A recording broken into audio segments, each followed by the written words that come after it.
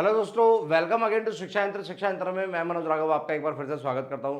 बेटा, जैसा कि आपको यह समझ में आ रहा है कि आज हम पढ़ने वाले हैं न्यूट्रिशन इन ह्यूमन बींग्स। मानव के अंदर में जो पाचन होता है या पोषण जो होता है उसके बारे में हम यहाँ पढ़ेंगे। डाइजेशन और न्यूट्रिशन दोनों के बारे में पढ़ेंगे।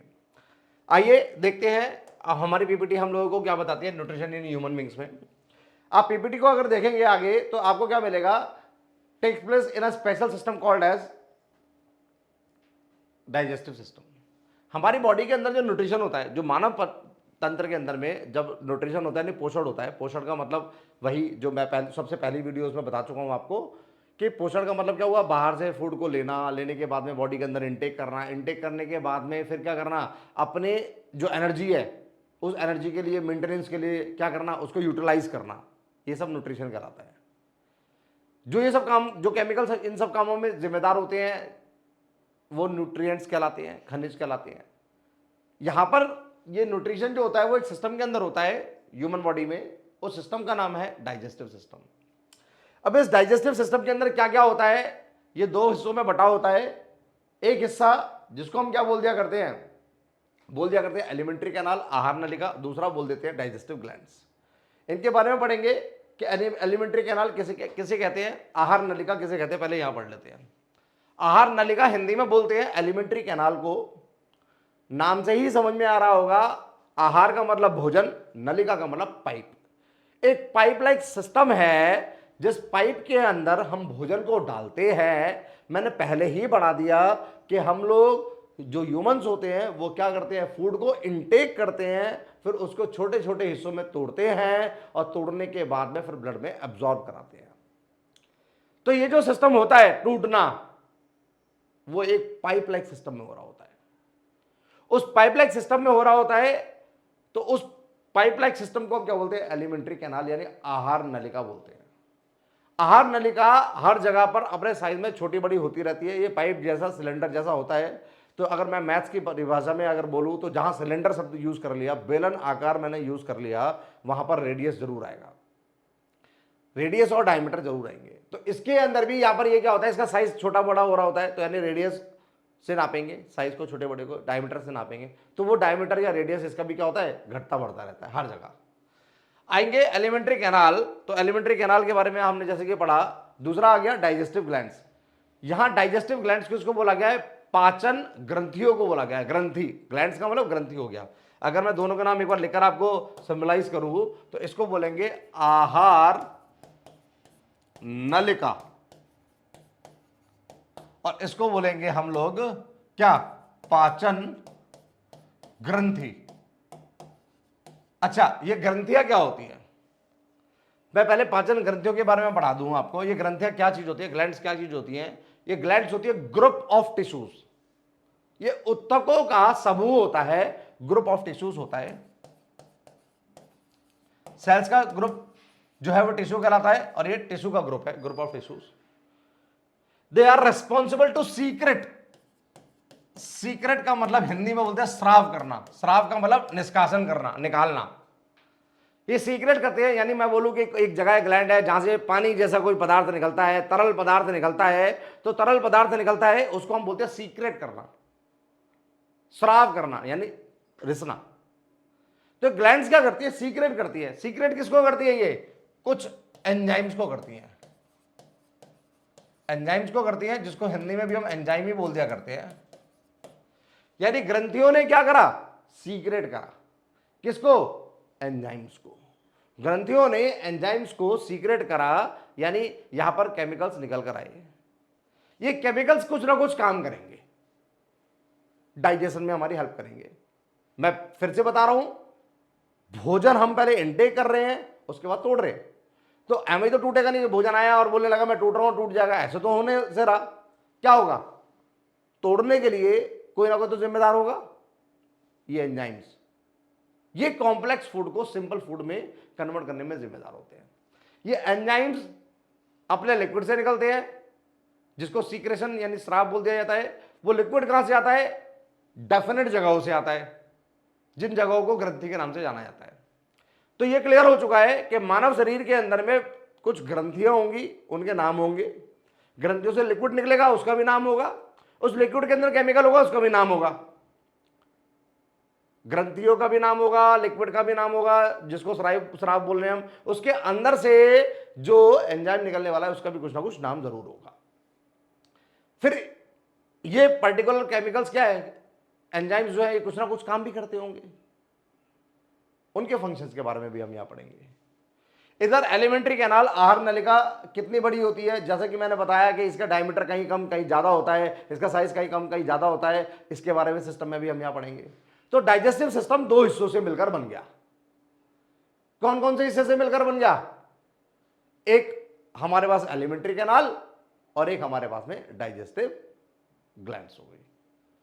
अब आगे आते हैं एलिमेंट्री कैनाल और डाइजेस्टिव ग्लैंड्स के बारे में। जब हम इतना पढ़ चुके हैं तो अब आगे बढ़ते हैं।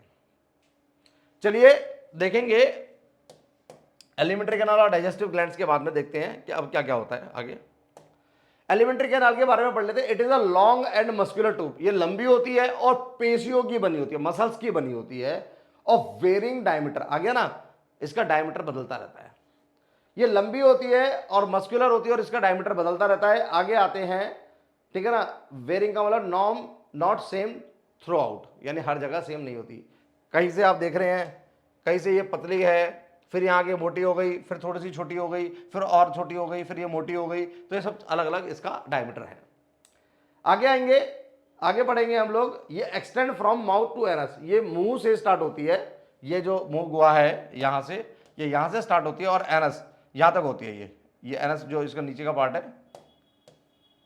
ये एनस यहाँ तक क्या रहेगी, ये रहती है। यानी माउथ से लेके एनस तक ये एंट्री और एग्जिट पॉइंट इसके हो गए, ठीक है ना। ये यहां तक एक्सटेंड होती है, इसका डायमीटर हर जगह क्या होता है, अलग अलग होता है। आगे आते हैं बच्चों, आगे बढ़ते हैं, देखेंगे डाइजेस्टिव ग्लैंड्स के बारे में। अब देखते हैं डाइजेस्टिव ग्लैंड्स क्या होती है। Enzymes are chemicals which break down complex food into simpler ones. मैंने बताया कि बॉडी के अंदर केमिकल अगर कोई फूड अगर टूट रहा है तो एवं ही नहीं टूटेगा, उसके लिए कुछ ना कुछ जिम्मेदार होगा, कोई ना कोई जिम्मेदार होगा। वो कौन जिम्मेदार होते हैं, एंजाइम्स जिम्मेदार होते हैं।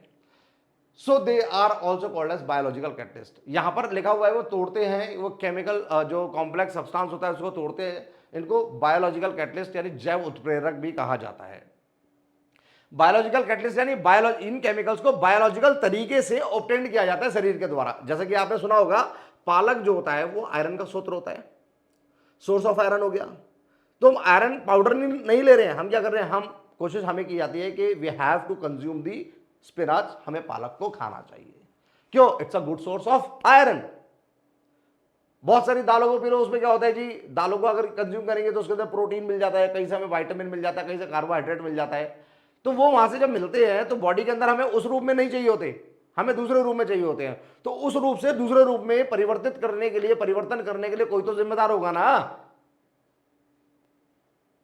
अब वो जो रूप परिवर्तन हो रहा है उनको करने वाले कौन होते हैं, ये एंजाइम्स होते हैं जो बायोलॉजिकल कैटलिस्ट होते हैं, यानी जो जैव प्रक्रम के द्वारा, जैव विधि के द्वारा हमें मिलते हैं, शरीर के अंदर में मिलते हैं।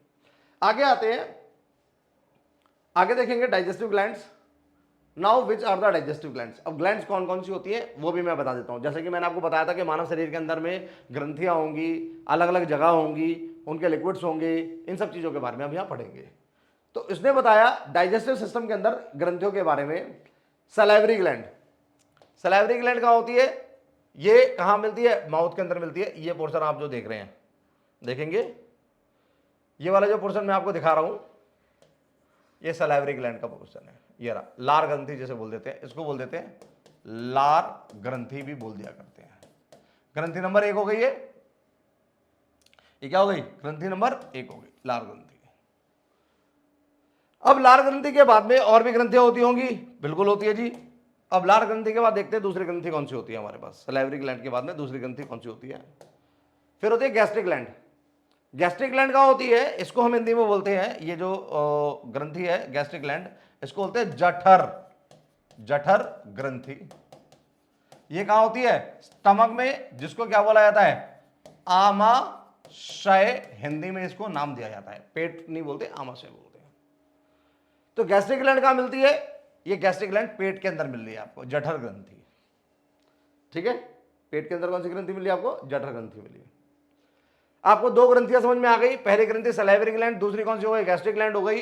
अब आगे और आते हैं इसके अलावा आपके पास में और भी ग्रंथियां कुछ होती होंगी, उन ग्रंथियों के बारे में पढ़ते हैं। तो देखते हैं, और जठर ग्रंथि के बाद में आपके पास आएगी पैनक्रियास, यानी इसको हम बोलते हैं अग्नाशयी ग्रंथि, पैनक्रियाटिक ग्लैंड। पैनक्रियाज या पैनक्रियाटिक ग्लैंड, ये ऑर्गन का नाम और ग्लैंड का नाम दोनों सेम ही है। पैनक्रियाज के अंदर पैनक्रियाटिक ग्लैंड आपको मिल जाती है। आपको ग्रंथि पढ़ा दी यहां पर तीन, salivary gland, gastric gland, pancreatic gland, यानी अग्नाशयी ग्रंथि आपको पढ़ा दी गई है। अब आगे देखते हैं कि और कितने प्रकार की ग्रंथि हमारे पास में इस डाइजेस्टिव सिस्टम के अंदर हमें मिल जाती है। तो हम देखेंगे पैनक्रियाटिक ग्लैंड के बाद में अब हमें मिलती है कौन सी, बिहाइंड द स्टमक, ये स्टमक के पीछे हो गई पैनक्रियास, ये जो नीचे का हिस्सा दिख रहा है, और डिटेल में दिखा दूंगा आपको। पैनक्रियाटिक ग्लैंड के बाद में आपको मिलता है लिवर एज अ ग्लैंड, यकृत। लिवर को हम बोलते हैं क्या, लिवर को हम लोग बोलते हैं, लिवर को यकृत बोलते हैं। ये भी एक ग्लैंड का काम करता है। 1 2 3 4 4 चौथी ग्लैंड हो गई ये यकृत। ये रहा लिवर आपका, ये वाला हिस्सा सारा आपका लिवर है, ये सारा हिस्सा आपका लिवर मिलेगा, यकृत हो गया।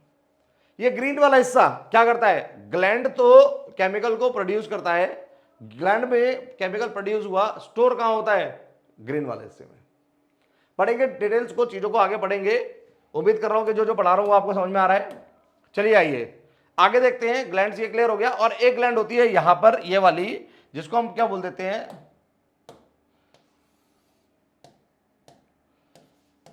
स्मॉल इंटेस्टाइन,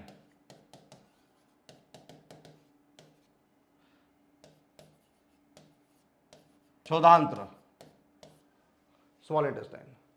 इस तरह से आपको salivary gland, gastric gland, pancreatic gland और लिवर ग्लैंड, और यहां पर मिल जाती है इंटेस्टाइनल ग्लैंड मिल जाती है आपको 5वें नंबर की। इसको हम लोग फिर से लिख देता हूं मैं, लार ग्रंथि बोल देते हैं, इसको हम लोग जठर ग्रंथि बोल देते हैं, इसको हम लोग अग्नाशयी बोल देते हैं, और इसको हम यकृत बोल देते हैं। इस तरह से 5 ग्रंथियां हमारे डाइजेस्टिव सिस्टम के अंदर में हमें मिल जाती हैं। ये ग्रंथियां क्या करती है, कॉम्प्लेक्स फूड मटेरियल को, जो जटिल भोज्य पदार्थ होता है, उसको साधारण भोज्य पदार्थ में परिवर्तन करने में मददगार होती है। आगे बढ़ते हैं, एलिमेंट्री कैनाल। एलिमेंट्री कैनाल और के अंदर में जो ये हिस्से होते हैं, इन हिस्सों के क्या क्या नाम होते हैं वो भी हम पढ़ लेते हैं। चलिए आइए देखते हैं बच्चों।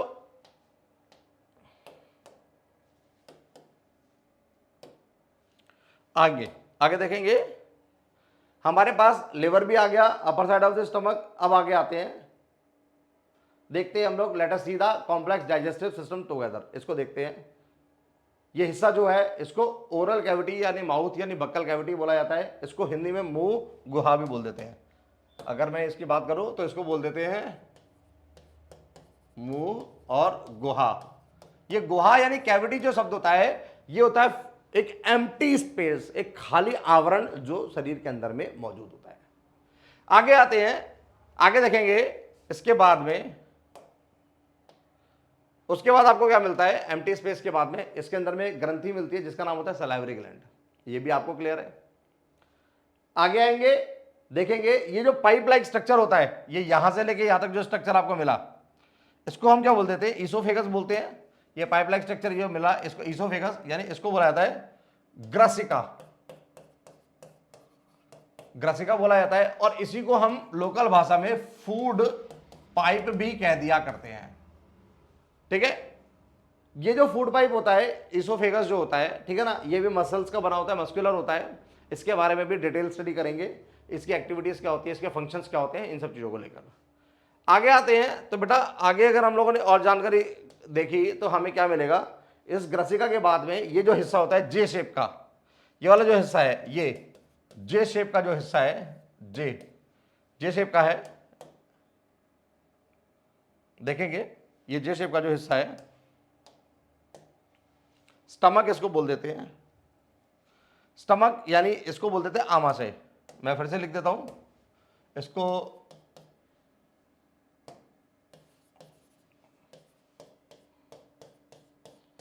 ग्रसिका, आमाशय, इसको मुंह गुहा बोल दिया आपने। ये कैसे होता है? जे अल्फाबेट जो होता है उसका शेप का होता है, जे शेप का मिलता है। आगे आते हैं, इसके बाद ये लिवर, यानी इसको क्या बोल देते हैं? लिवर को यकृत बोल देते हैं। ये लिवर होता है। ये लिवर अटैच, मतलब यहां पर अटैच होता है किसके द्वारा? ये ग्रीन वाले हिस्से के द्वारा। अब आगे आते हैं और चीजों को देखते हैं। हमें और क्या क्या मिला लिवर के बाद में? इसने बोला लिवर के नीचे बलून जैसी कोई चीज मिलती है हरे रंग की, उसको गॉल ब्लैडर यानी पित्ताशय बोलते हैं, पित्त की थैली बोल देते हैं, ये वाली ग्रीन वाली। आगे आते हैं गॉल ब्लैडर, इसको पित्ताशय बोल दिया। क्या बोल दिया? पित्ताशय, जब पित्त स्टोर होता है यानी बाइल स्टोर होता है। आगे आएंगे, ये पैनक्रियास हो गया, जिसको क्या बोलते हैं? पैनक्रियास को हम क्या बोल देते हैं? अग्नाशय बोल देते हैं। अग्नाशय थोड़ा गलत हो गया,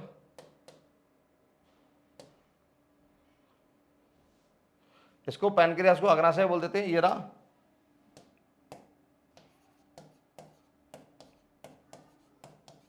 और ये आमाशय। ऊपर वाले आपको सारे क्लियर हैं। इसको बोल देते हैं क्षुधांत्र यानी छोटी आंत, यानी छोटी आंत। इस तरह से आपको नाम पता लग जाते हैं। गॉल ब्लैडर यानी पित्ताशय, जब पित्त स्टोर होता है। लिवर, यकृत, सैलिवरी ग्लैंड आपको बताइए, ओरल कैविटी यानी मुंह गुहा, ये इसके पार्ट हुआ करते हैं। इसोफेगस यानी ग्रसिका। ठीक है, इस तरीके से आपको क्या मिलते हैं? ये डाइजेस्टिव सिस्टम के अंदर में आहार, जो हमारा जो सिस्टम होता है, आहार तंत्र जो है हमारा, पाचन तंत्र जो है, उसके अंदर में ये विभिन्न विभिन्न आपको अंगों के बारे में जानकारियां मिल जाती है। अब होता क्या है इनके साथ में वो देखेंगे। ये ऑर्गन्स काम क्या करते हैं, किस प्रोसेस में काम करते हैं वो देखेंगे। यहां देखेंगे बेटा,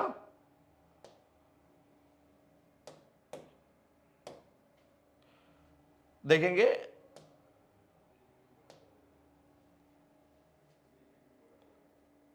फूड के साथ में कॉम्प्लेक्स फूड होता है, जटिल भोज्य पदार्थ होता है। जटिल भोज्य पदार्थ जिसको हम डिफिकल्टी से एब्जॉर्ब होता है, ये उसको किस में कन्वर्ट करते हैं? ये उसको कन्वर्ट करते हैं किसमें? सिंपल फूड में, जो इजीली एब्जॉर्ब हो जाता है। जटिल को साधारण फूड में बदल दिया। अब जटिल में क्या क्या हमारे पास होता है और क्या क्या करते हैं ये देखेंगे। इंक्लूड्स, जिसमें क्या होता है? कार्बोहाइड्रेट, स्टार्च होता है, क्या होता है? फैट्स होता है, और क्या होता है? प्रोटीन होता है। इसको बदलते हैं किसमें? ब्रोकन डाउन इनटू किस किस में बदल देते हैं? सिंपल वाले में क्या कहता है? ग्लूकोज, फैट का फैटी एसिड, और प्रोटीन का एमिनो एसिड्स। यानी यहां से स्क्रीन पर जो चीजें हैं आपको समझ में आई कि यहां पर हमारे बॉडी के अंदर सिस्टम क्या होता है? कॉम्प्लेक्स फूड को सिंपल फूड में कन्वर्ट करना होता है, जटिल भोजन पदार्थ को साधारण भोजन पदार्थ में कन्वर्ट करना होता है। जब हम भोजन ग्रहण करते हैं तो भोजन के अंदर में हमें कार्बोहाइड्रेट मिलता है, फैट मिलता है, प्रोटीन मिलता है।